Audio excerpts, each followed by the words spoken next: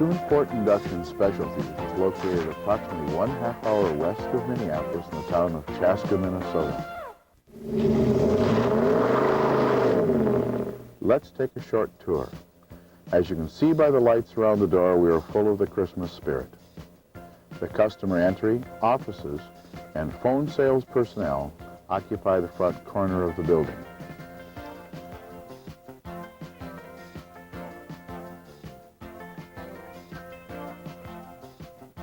A short walk down the hall, you will find the dyno control and the dyno cell.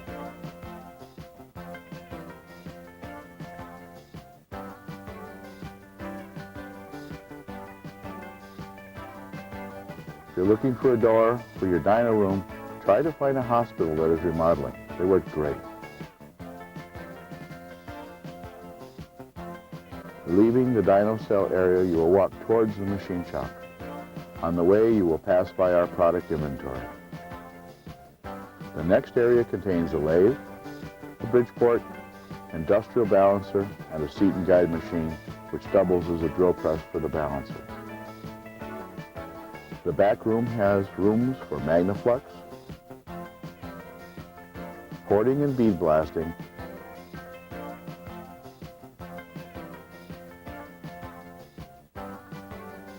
and a paint room, as well as the rest of the major pieces of automotive machine shop equipment. The area that we do our seat grinding, we have a Tobin-Arp aligned bore, a couple of boring bars, the required CK10 with a line hone attachment, a Sun and pin hone, and a CNC. This is a 1926 Buick with a roller tappet camshaft and a multi-disc clutch. This is a 1995 Chevrolet V8 and a race motor, both featuring our mini ram intake manifold. This corner of the building is used for our injector cleaning and blueprinting, which we use a sophisticated ultrasound equipment. And when it's time to use the flow bench, we have our trusty SuperFlow.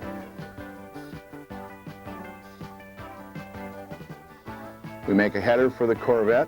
This is our shipping department with some of the faster moving products.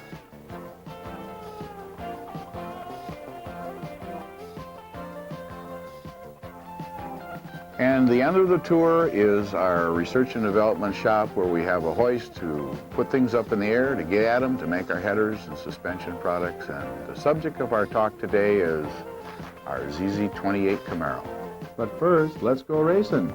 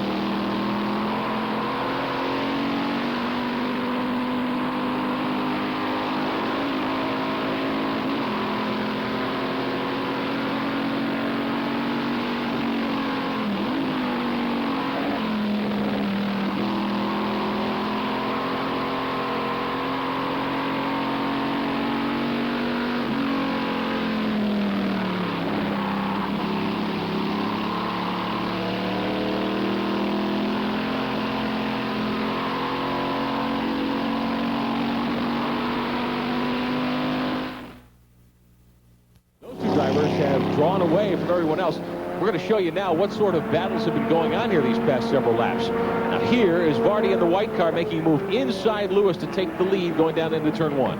This is almost the opposite of what you would expect. You would think that the Talon, which is a lighter car, would have exceptionally good braking, should be able to outdo the Camaro, but right now Joe Vardy is driving the wheels off that thing. Here they're on the back straight, again where you think the Camaro and its cubic inches would have an advantage. Look at the Talon.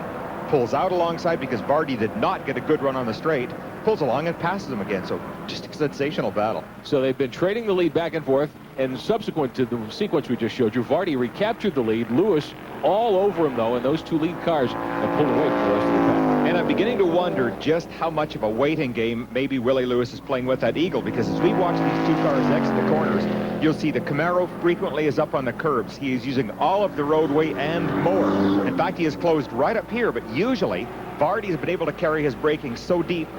Once again, he does it right there. You can see it does not give the Talon an opportunity to get by under braking. And Vardy, look, right to the edge of the track. He is just driving that thing. And we've run 11 laps here so far. Is that enough time for Vardy Virginia to have used up his tires or get close to that point? Normally, it would not be, except at the Road Atlanta track. This place is so fast with so many long corners. The tires are behind. Chris McClure is on pit road for us today with a comment.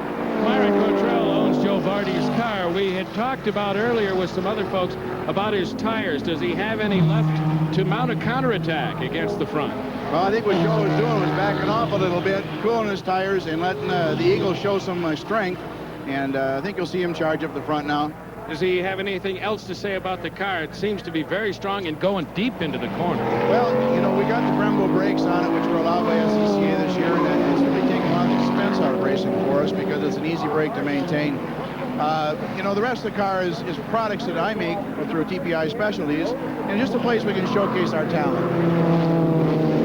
And Joe Vardy certainly showcasing what that car can do here this afternoon. He's led much of the afternoon. Now he's sitting in second spot with a handful of laps to go, trying to find a way to get up on Willie Lewis's back bumper and perhaps make a move with a few laps left.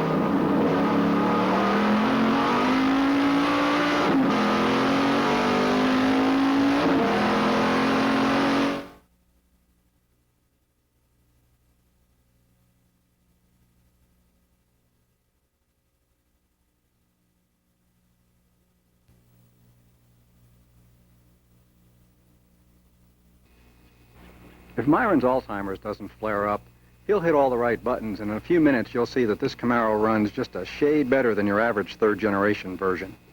We're going to take a look right now and see what makes it click under the hood. Well, I guess my Alzheimer's flared up because we should really start in front of the car, not underneath the hood. Air enters the engine through a ram air system from Random Technology. There are two ducts, one on each side of the license plate frame, and those are in back of the area that's normally inhabited by fog lights. The fog lights have been removed so that maximum airflow reaches the ducts. The air then flows up through the ducts into two K&N filters that are located beneath the air filter housing.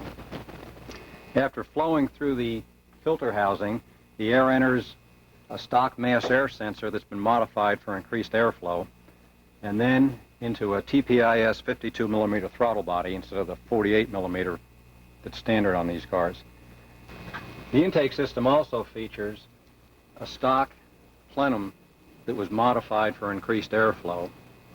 Bolted to that are large tube runners from TPI Specialties, and they're bolted to a big mouth manifold, which rumor has it was named after Myron Cottrell.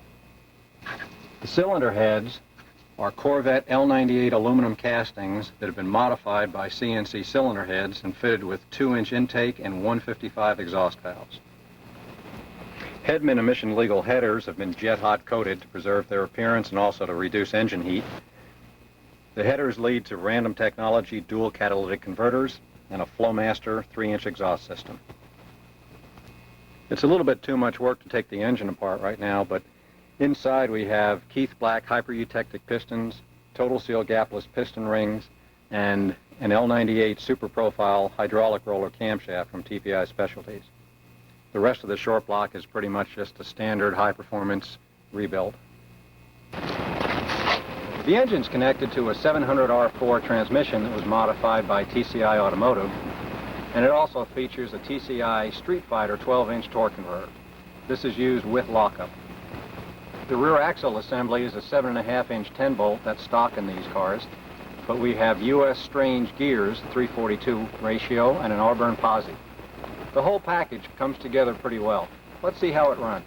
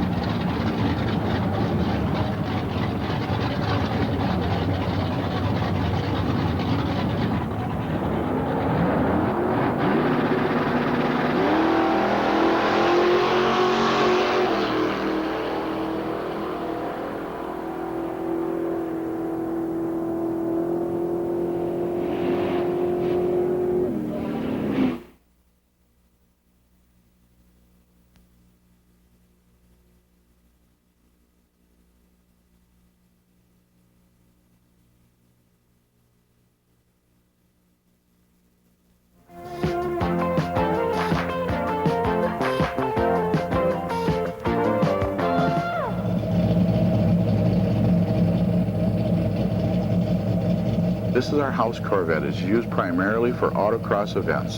Autocrossing is a sport that is growing in popularity in the United States. It is run in several different kinds of venues. Often you will find it in shopping mall parking lots. You will find it at big racetracks such as Brainerd International. You will find it on oval tracks. You will also find it, like you see here, on a go-kart track in Kansas City. The object is not to hit those little orange cones because they have a 2-second penalty.